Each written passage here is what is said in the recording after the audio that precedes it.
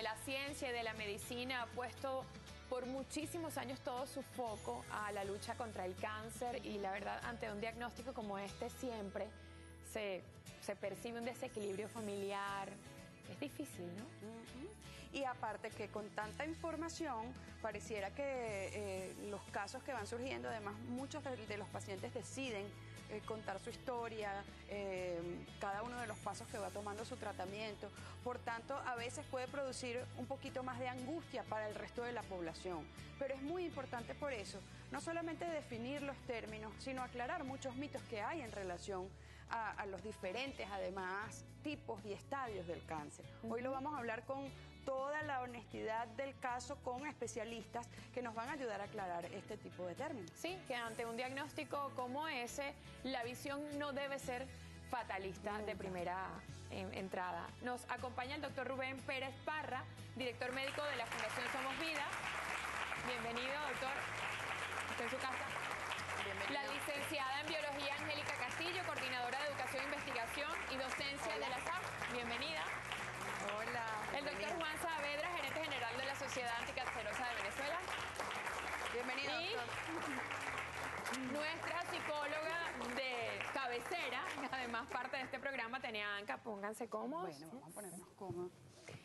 Que bueno, yo pienso que a medida que vamos avanzando en esta sociedad donde todo se va descubriendo y donde las cosas se van poniendo a la luz, es muy llamativo cómo los pacientes diagnosticados con cáncer cada vez comparten más sus historias de una manera cotidiana, lo cual le va restando un poco de lo que decías tú, María Ángel, de fatalismo, y nos introduce en el día a día de una persona que ha sido diagnosticada con cáncer.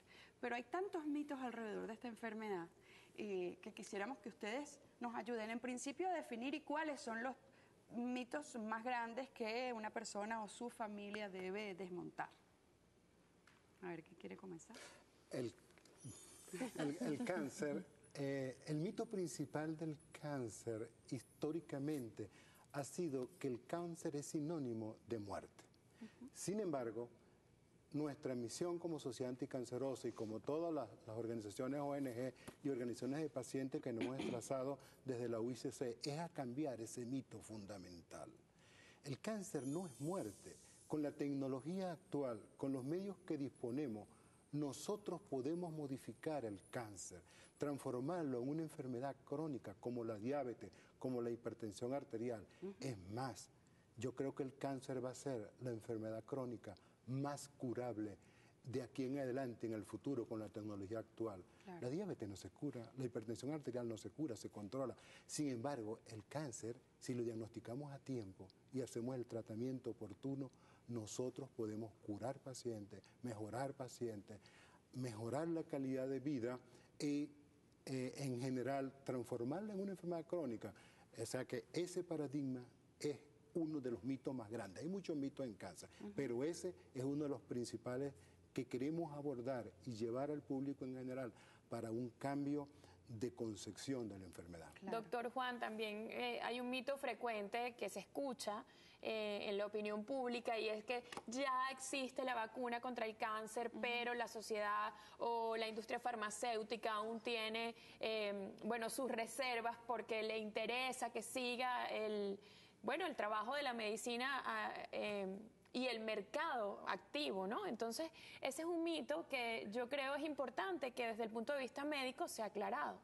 Eso es correcto. Hay muchos tipos de cáncer, más de 100. Incluso si lo clasificamos minuciosamente pueden ser más de 200 como subtipos. No hay una vacuna específica para el cáncer todavía. Para ninguno de esos 200 subtipos. Como vacuna no. Se han ensayado vacunas para el cáncer que todavía están en fase de investigación.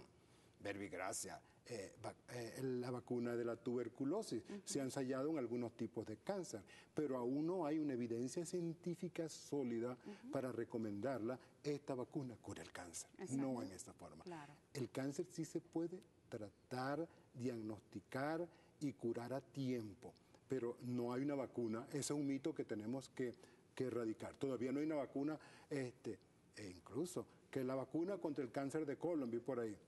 Hay ensayos, pero todavía no hay una evidencia Claro. científica sólida. Ahora, de todos estos tipos y subtipos de cáncer, ¿existe el que se pueda llamar el cáncer más agresivo en un órgano en especial, el menos agresivo, el que tiene mejor pronóstico?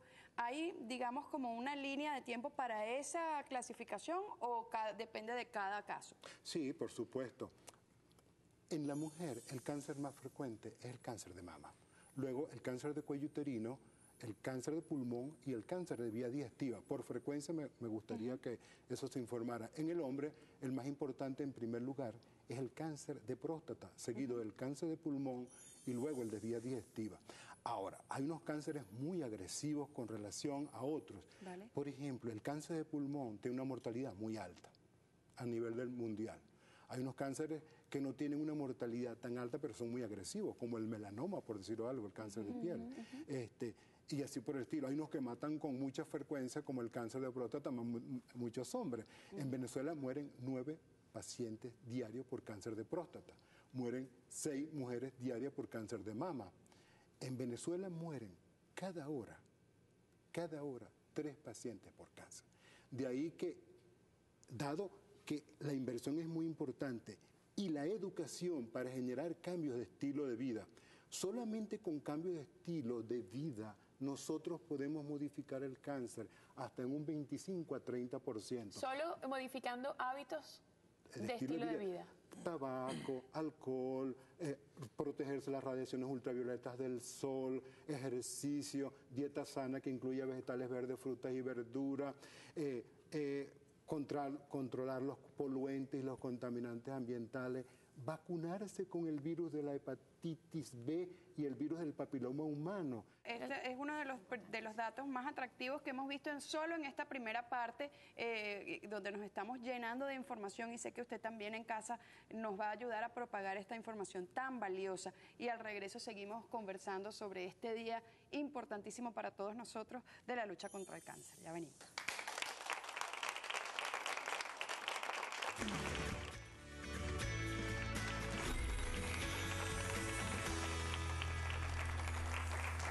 Estábamos conversando, perdón Laura, antes de irnos a la pausa con el doctor Juan Saavedra, gerente general de la Sociedad Anticancerosa de Venezuela, y el doctor Juan nos estaba aclarando un poco el panorama en cuanto a la vacunación contra el virus de VPH. Y también la licenciada en biología, Angélica Castillo, está ahora lista para explicarnos por qué es tan importante que esta vacuna no se adquiera de manera privada, ¿no? Sino hay que esperar una jornada de vacunación nacional. Bueno, la jornada de vacunación nacional y la planificación a nivel de los entes del Estado en políticas de salud pública nos permite y nos garantiza la consecución y sistematización de esta inmunización, puesto que a nivel privado probablemente tú puedas aplicarte la primera dosis de la vacuna, pero no necesariamente te garantizan el refuerzo. Y es importante los refuerzos en la vacunación porque te asegura cubrir el espectro en esa banda que se va a expresar esa inmunización para que sea lo más efectiva posible. Entonces los planes de vacunación no obedecen solamente a la aplicación, sino a la estrategia de esa aplicación, tanto en la primera dosis como en sus refuerzos. Y esto es sumamente importante a nivel de plan de vacunación. También hay que tener presente que esta prevención es como una prevención secundaria que se realiza, pero la prevención primaria debe venir desde casa y explicarle a los pacientes de que el VPH es una enfermedad de transmisión sexual que se puede evitar teniendo las prevenciones del uso de preservativos durante las relaciones sexuales, y de esta forma comenzar la prevención básica en estos pacientes antes de que comiencen su vida sexual activa. Claro. Pero estamos hablando específicamente de este tipo de cáncer, del cáncer de cuello uterino. Y para, por ejemplo, el cáncer de mama debemos acudir rutinariamente a hacernos nuestros exámenes según la edad. Yo, por ejemplo, desde los 35 años creo que ya bajó el tema de hacerse mamografía, y no solamente mamografía, sino también ecomamario, porque es como un mito, me voy a hacer la mamografía, pero probablemente ese examen no únicamente no nos ayude a determinar, sino hay que hacer una combinación de exámenes, y todavía pareciera que hay mucha desinformación. Y así con cada tipo de cáncer, hay que hacerse como muchos exámenes a lo largo del año, Y por eso muchas personas me decían, oye, pero es que no, este año no me lo hice, y en ese año específicamente sucede. ¿Existe algún examen? Porque a veces uno quisiera tener como un espejo, que uno se asome y dice, ay, mira, me veo completa por dentro. Escáner. Un escáner. Que hay un examen, corríjame doctor, que se llama PET scan, que muchos pacientes diagnosticados con cáncer se someten a esta prueba. Esta puede ser una prueba, digamos, del futuro para que cada año nos metamos dentro de ese escáner y veamos por dentro qué es lo que está sucediendo. Como les conversé en los minutos anteriores, tenemos que, la epidemiología nos da herramientas para saber de dónde comenzar, de primero o priorizar los programas. Por ejemplo, dije que en la mujer el primer cáncer de mortalidad es el cáncer de mama. En los países desarrollados, el cáncer de mama generalmente se pesquisa entre los 50 años, 45, 50 años. Nosotros en América Latina y en Venezuela, el protocolo, la mamografía, si no había antecedentes de cáncer en la familia, se comenzaba a los 40 años. Sin embargo, nosotros hemos demostrado que está apareciendo en épocas más tempranas, de tal manera que corrimos un poco más, bajamos un poco más la fecha de la mamografía a 35 años. A partir de los 35 años, debemos hacer rutinariamente mamografía a las mujeres como pesquisa para el diagnóstico de cáncer de mama. Solo se hace mamografía en edades más tempranas si hay antecedentes de cáncer de mama directo en la familia. Ahí se puede hacer una mamografía mucho antes.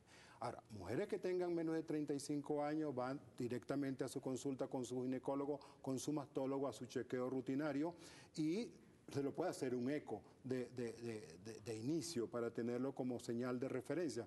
Pero la pesquisa, quiero que quede que nosotros en América Latina, o nosotros en Venezuela mejor, lo comenzamos a los 35 años con mamografía y con un eco mamario. ¿El autoexamen tiene un nivel de efectividad alto para diagnóstico? Por cierto, nosotros somos, esa marca la instituimos en la Sociedad Anticancerosa de Venezuela, el Tócate es nuestro. Sin embargo, con la tecnología actual, con la evolución del cáncer actual, el Tócate pasa a un segundo plano. No tiene, porque puede ser ya tarde, porque la paciente no tiene la suficiente experticia para diagnosticar tumores muy pequeños, menos de medio centímetro. O sea, no nos podemos confiar solamente de lo que palpe nuestra mano. No, el Tócate tiene sus limitaciones. No digo que no sirva, sirve para orientar, pero ya tenemos mejores herramientas. El Tócate no podrá superar ahora la mamografía, y la mamografía ahora con tomosíntesis, que en vez de 2D, en 3 dimensiones, en la exploración de la mama. Por cierto, en la Sociedad Anticancerosa tenemos equipo de tomosíntesis a precios muy asequibles para nuestra población, para la pesquisa de cáncer de mama. Los invito, aprovecho este programa para invitarlos, porque ese es el gold estándar, o la prueba estándar ideal para hacer el diagnóstico de cáncer de mama precozmente, la mamografía digital. De tal modo que síganse tocando, es importante para orientar y tener una visión, y ante cualquier bulto, un enrojecimiento de la mama, un dolor, que tenga dolor, secreción por el pezón, aumento de volumen, eso es importante. Pero nosotros queremos hacer el diagnóstico mucho antes. Claro. Mientras más precoz lo hagamos, el tratamiento es mejor, porque podemos curar las pacientes. Es allá donde queremos ir. Hay una resistencia por miedo, y eso quiero que Atenea nos converse un poco sobre esto.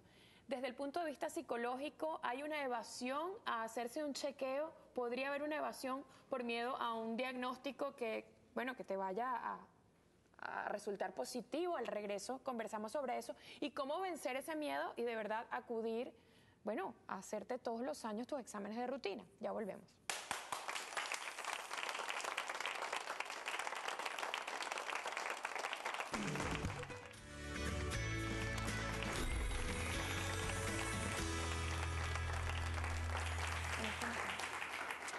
La resistencia a hacerse un chequeo, cuando usted siente que algo no está como, bueno, como su organismo que lo conoce, y evita irse a hacer un examen, en este caso de mama o la visita al ginecólogo, en el caso de los hombres, el examen de próstata, por temor al diagnóstico. Atenea, la parte psicológica, ¿qué mensaje debemos dar en medios de comunicación para tratar de atenuar este miedo? Fíjate, el tema es muy amplio, ¿no? Evidentemente, y además es un tema que genera muchísimas ansiedades. Hay que entender al ser humano como un ser biopsicosocial, ¿ok? Está la parte biológica, que es muy importante, que es de la que hemos estado hablando hasta ahora, pero también está una parte psicológica, qué tal soy yo manejando, por ejemplo, mis propios miedos, la incertidumbre, cómo la afronto, cómo está mi autoestima, porque si yo me amo realmente y me valoro, quiero mantenerme en vida y con salud pues la mayor cantidad de tiempo posible. Y también la parte social es importante, no solamente el apoyo, mi red de apoyo social, sino también los mitos sociales que se van aprendiendo, ¿no? Hay muchísimos mitos, ¿no? Entonces mucha gente dice, prefiero no escuchar la palabra tumor por ningún lado porque automáticamente, como se decía al principio del programa, está asociado con la muerte. Y si algo tenemos como sociedad es terror a la muerte. No somos una sociedad que pueda hablar abiertamente sin que a alguien le genere un vacío en el estómago, la sensación de que esto podría realmente ocurrirnos y que nos va a ocurrir a todos, ¿no? Es un tema de esos que preferimos posponer, dejarlo para cuando nos toca afrontarlo, pero nadie quiere realmente acercarse a un diagnóstico que te puede pues dar un pasito, ¿no? A saber que se acerca ese momento. Entonces, pero ¿por qué el temor al saber? ¿Por qué psicológicamente preferimos desconocerlo y darle la cara a los pasos a seguir que ignorar? En la parte del diagnóstico y del prediagnóstico, cuando puede aparecer algún tipo de síntomas o incluso sin ningún tipo de síntomas, yo caigo en una etapa que se llama la negación. Es un mecanismo de defensa del ser humano y durante la etapa de la negación yo prefiero pensar que esto no me está pasando. ¿Por qué? Porque afrontar que sí me pudiera estar pasando va a desencadenar un montón de emociones negativas que van a hacer que mi vida, mi rutina sea cortada por ese momento. Ir al médico no es ir al médico y ya. La gente dice, voy al médico a buscar algo. Y lo que voy a buscar no es precisamente bueno, ¿no? Voy a estar buscando algo malo. Entonces mi rutina, en caso de que realmente ocurra un diagnóstico, va a ser rota. Y si es rota esa rutina, afecto mi vida, pero también afecto la vida de mi entorno. Y mucha gente dice, yo no quiero enterarme de que tengo cáncer, porque es que nada más pensar en cómo darle la noticia a los seres queridos puede ser algo desgarrador. Incluso algunos optan por ocultarse. Prefieren ocultarlo. Oye, sí. Ante la negación y deteniéndonos un poquito en eso, quiero que también hablemos de los padres cuando sienten, en el caso de los niños, porque creo, y los doctores me corregirán, que hay un tipo de cáncer que ataca exclusivamente a edades tempranas, que es el retinoblastoma. Y es el cáncer de ojo. Entonces, los padres ante un diagnóstico como este están en una encrucijada muy dura. O acceden a que a su hijo le saquen el ojito, o prefieren intentar con quimioterapia y tratamiento, y ese riesgo, entiendo, aumenta mucho más a que haya una metástasis. ¿Es así? El retinoblastoma es un tumor frecuente, relativamente frecuente en niños. Los tumores más frecuentes en niños son leucemia, linfoma, el retinoblastoma y los tumores cerebrales. Más o menos esos son los tumores más frecuentes. El retinoblastoma, diagnosticado precozmente, tiene buen pronóstico incluso. Bueno. ¿Qué pistas podremos darle a los padres para poder darse cuenta que ahí hay algo que tienes que llevar a tu hijo al oftalmólogo? Porque ir al oftalmólogo con niños no entra dentro de la rutina normal médica de un niño. A menos que haya dolores de cabeza o algún síntoma. O algo, ¿no?, que le vea. Los síntomas primarios son el ojo blanco, que se llama, que hay un cambio en el ojo con relación al otro. Si notas un cambio, aunque sea muy pequeño, que se ve más blanquecino que el otro lado a través de la pupila, acude a un oftalmólogo. Un oftalmólogo general lo puede incluso diagnosticar o orientar hasta que llegue a alguien más especializado. Pero ese es el cambio primario. Después aparecerán los otros síntomas, el dolor de cabeza, la náusea, los vómitos, la convulsión, muchas cosas que pueden aparecer después. Pero el ojo blanco, el cambio del color de la pupila es un signo precoz del... Cuando se refiere a ojo blanco es que se vea como dentro de...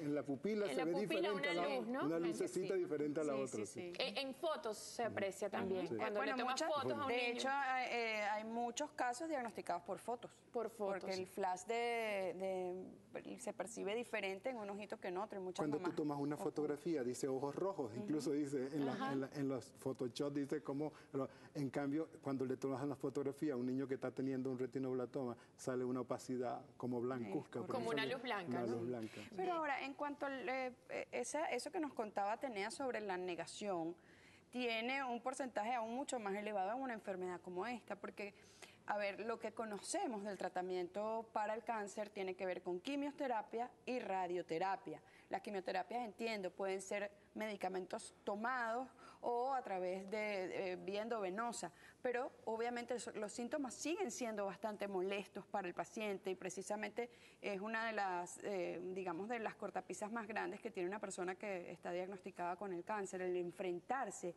a ese tratamiento. ¿Cuál ha sido la evolución de las quimios y las radios y cuáles son los tratamientos, digamos, que están como en experimentación? Esto es bien importante porque nosotros el mundo sigue avanzando. Y hay algo que está surgiendo ahorita que es la medicina personalizada. Y hacia eso debemos ir toda la gente que trabajamos en esto. No a nivel médico, sino a nivel de iniciativas que permitan dar a conocer esto para que puedan convertirse en propuestas que puedan materializarse. Y una de las propuestas es informar a todo ese personal médico de la parte oncológica que existen este tipo de diagnóstico y también que existen los tipos de tratamiento donde se evalúa a nivel genético el tumor del paciente para ver cuál va a ser el tratamiento más efectivo, menos invasivo y, como tú dices, ese tratamiento que de alguna manera pueda ser menos doloroso o menos traumático para el paciente. Sin embargo, también contamos con otra rama de la medicina que ayuda a estos efectos, que serían los efectos colaterales al tratamiento, que es la parte de la parte paliativa, ¿ok? Que tenemos terapias para dolor, tenemos también la parte nutricional, que es sumamente importante en el paciente, que se van diversos eventos en la parte nutricional, en el apetito. Todo el mundo piensa que los pacientes oncológicos inmediatamente van a bajar drásticamente de peso. Hay un porcentaje, pero también hay unos que suben drásticamente de peso. ¿Qué es lo importante de todo esto que tú estás mencionando? Y muchas gracias por la pregunta, Laura. Es el enfoque multidisciplinario del paciente.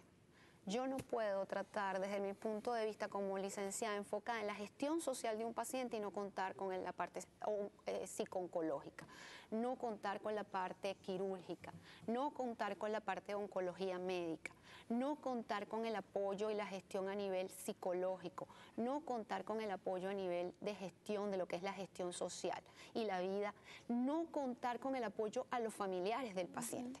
Entonces, los enfoques multidisciplinarios a veces no tienen todas las herramientas, ese grupo de médicos a la mano, pero ese enfoque multidisciplinario ayuda a conseguir las respuestas y las iniciativas que sean mejor para ese paciente, y en eso también va la medicina personalizada, porque el paciente es un ente biológico que puede reaccionar de manera distinta a otro paciente aunque tenga el mismo tipo de cáncer. ¿Y qué decir a estos pacientes que tal vez por temor a la medicina, a la quimioterapia, recurren ante un diagnóstico positivo de cáncer a medicinas alternativas?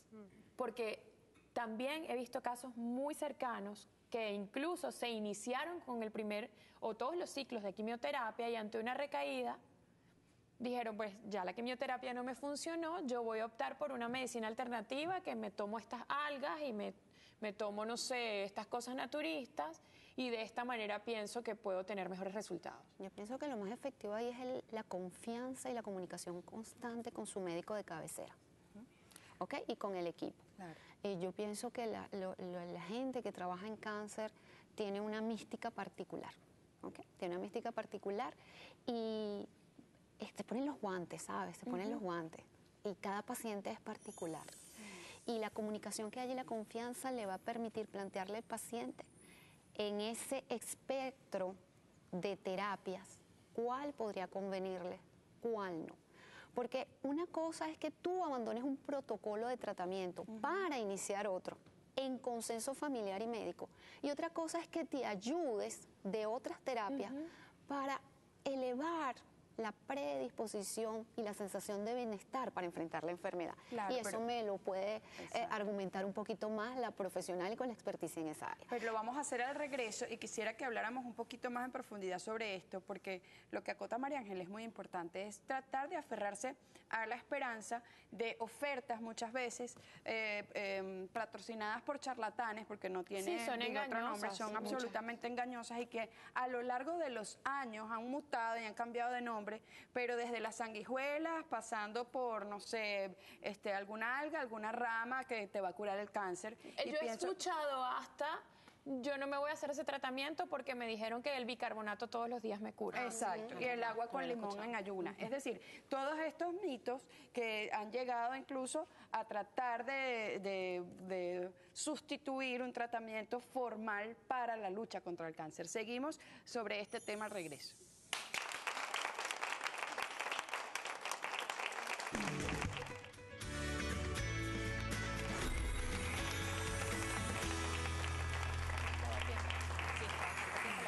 Hemos estado conversando en la pausa de las luces interesantísimas, además muy esperanzadoras, de lo que tiene que ver con los futuros tratamientos para el cáncer. Y sabemos que todo lo que conlleva la medicina, los años de investigación que se requieren para implantar un tratamiento nuevo, son tan largos que pues a los humanos que estamos sobre la Tierra decimos, caramba, ¿y cuándo va a llegar? Probablemente falten 30, 20, 40 años, pero alguna chispa de luz puede haber para que, por ejemplo, un tratamiento como la inmunoterapia, que es el doctor nos refería en el corte comercial, y quiero que lo expliquemos muy sencillito y muy rapidito, que pareciera que puede apuntar allí la cura definitiva contra el cáncer. El cáncer se trata con quimioterapia, radioterapia y cirugía clásicamente. Y los nuevos productos son la inmunoterapia, la terapia con vacuna y la terapia dirigida, personalizada, que se llama, y otras terapias que están en fase experimental, crioterapia y otras cosas. Pero la inmunoterapia ya hay tratamientos específicos. Cánceres de pulmón se tratan con inmunoterapia. Por ahí ven, ustedes han visto en las redes sociales, necesito Inmulomat, o sea, un medicamento que es una molécula biológica. ¿Por qué se llega allá? Porque en el futuro inmediato, en América Latina, porque ya en Europa ya hay tratamientos de inmunoterapia y diagnósticos moleculares de las mutaciones específicas que tiene cada paciente. Un paciente tiene una mutación X, para eso requiere una molécula X1, por supuesto. Un paciente tiene una mutación X2, para una molécula X2. E incluso, se lo pone metafóricamente, pronto tendremos la terapia con moléculas. Una molécula sirve de taxi y otra molécula es la que va dentro de ese taxi. Se monta esa molécula en el taxi y va hacia el grupo donde está las células cancerosas y la destruye. Entonces va a tener menos efectos colaterales, son terapias dirigidas. Pero ¿por qué es personalizada? Porque cada uno puede tener un tumor diferente al otro. Entonces, y los cambios inmunológicos son diferentes uno al otro. Y los cambios en las mutaciones, o sea, las transformaciones que ocurren en el ADN pueden ser diferentes en uno y en otro. Por eso se llama inmunoterapia. Ahí va el cáncer. En cuanto a las cirugías, también hay un mito, retomando el tema de los mitos, y esto tanto el doctor Juan como el doctor Rubén podrían hablarnos de esto. Hay un mito repetitivo de que cuando existe un tumor, si se opera, eso podría traducirse en una metástasis porque la intervención quirúrgica nada más y la invasión podrían destapar que eso se riegue por todo el cuerpo. ¿Funciona así? Bueno, lo que pasa es que eso va a depender principalmente en el estadio que se encuentre el tumor o que se encuentre el cáncer. Hay cáncer, hay tumoraciones que sabemos que simplemente con el acto quirúrgico podemos eliminarlas o hacerlas desaparecer, como es en el caso del cáncer de piel, que dependiendo también del tipo de cáncer o del carcinoma que tenga el paciente, sean susceptibles a realizarse tratamientos quirúrgicos o no. Y esto va a ir de la mano del médico oncólogo con el médico cirujano para poder estadiar a este paciente y de esto tomar una decisión adecuada. En el caso que tú dices que es uno de los mitos cuando se dice que se opera un paciente con cáncer y se disemina, son probablemente pacientes que ya tienen un cáncer, su estadio de cáncer es tan avanzado que en el momento de tratar de extraer esas tumoraciones se dispersa las células tumorales a través del sistema linfático o el sistema vascular, y de esta forma es que se disemina y se crea la metástasis, pero es realmente también un mito. Entonces, allí es cuando entra la parte de nosotros como médicos, explicarle al paciente que no todos los cánceres podemos operar, no todos los tumores son quirúrgicamente retirables, y también es donde juega la parte psicológica del paciente, porque muchas veces el paciente tiene ese miedo y dice, no me voy a operar porque esto me va a conllevar una metástasis, o si me opero de un cáncer de ovario voy a tener posiblemente un cáncer de pulmón o a nivel del cerebro, una metástasis en el hígado. Entonces es estudiar cada caso individualmente para poder llevar un tratamiento adecuado. Doctor Rubén, usted inició conversando sobre el cáncer de piel y quería conocer las cifras en los países tropicales, o en nuestro caso Venezuela, que aunque no es el cáncer que tenga tal vez el mayor número de resultados, con un número de muertes más alto, ¿en qué lugar de los cánceres está en nuestro país el cáncer de piel? Según el número de afectados. El cáncer de piel es el cáncer más frecuente de todos. Sin embargo, no lo reportamos porque hay subregistro en muchas áreas. Como no tiene una relación tan alta con la mortalidad, bueno, el cáncer de piel están los melanomas y los no melanomas. Los no melanomas son, aunque sean malignos, los vasos celulares y los espinos celulares, que son los más frecuentes, son malignos, pero no tienen una relación alta con la mortalidad. Los melanomas son muy, muy agresivos, con una mortalidad muy alta. Por fortuna, la frecuencia es baja. 1-2% máximo de la población general sufre de melanomas, de los cánceres de piel, 1-2% son melanomas, los demás son no melanomas, aunque sean malignos. Pero hay mucho registro. En nuestro estudio que hicimos recientemente en la Sociedad Anticancerosa, estudio de morbilidad y mortalidad por cáncer, no pudimos hacer las tasas estandarizadas porque hay algún factor de error de subregistro que no está registrado, como la mortalidad de mama, que se hace por certificado de función y tal, y la morbilidad, la frecuencia con que aparece, puede haber su registro, y por eso no se sabe a ciencia cierta exactamente cuál es el porcentaje, pero sabemos de consulta que el cáncer más frecuente de todos los cánceres es el de piel, solo que no está suficientemente, digamos, contabilizado. Vamos a continuar al regreso porque es un tema, bueno, infinito para que podamos seguir conversando, pero sé que en casita estamos todos muy interesados para seguir escuchándolo. Ya venimos.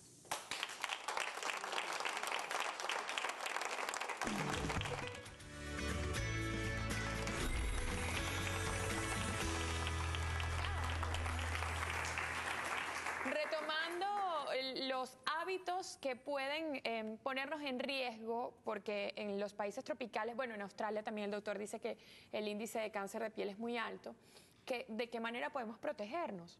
Y el doctor nos hablaba de un estudio que se hizo en Australia, en el cual se medían a los niños que habían tenido antes de los 15 años 2 insolaciones y tenían mucho más riesgo. Doctor, hablemos sobre eso. Sí, se ha determinado, por eso tenemos que cuidar a los niños, también lo digo como pediatra, de las insolaciones. Los niños que han recibido insolaciones, pero fuertes, por supuesto, van a la playa y los ponen ahí como si se lo metieran en un microondas, no los protegen.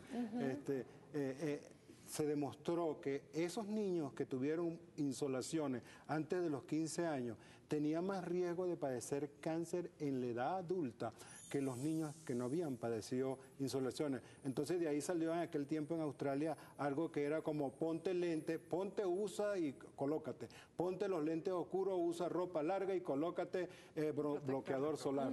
Ponte, usa y colócate. Esa era una triada que se estuvo promocionando en aquellos tiempos, porque Australia realmente tiene problemas. Primero que el sol es fuerte, la exposición es alta, hay playa, etcétera. El deporte que ellos gustan también es de playa al aire muy alto, libre, al aire sí. libre, de tal modo que ellos tienen una campaña dura, fuerte, igual que Chile. En Chile tiene una campaña bien fuerte, interesante, que hasta en unas áreas de playa dan bloqueadores solares y protectores solares de 50 o más, para eso es otra cosa. Si va a usar bloqueadores solares, usa fuerte, de 50 o más, para evitar o minimizar el impacto. Pero recuerda, ponte la gorra, colócate los lentes y usa manga larga y las horas pico no te expongas al sol, digamos, esa es la parte el ABC, el doctor. ABC trivial que se le puede decir, métete debajo de un paraguas, o en este caso sombrilla.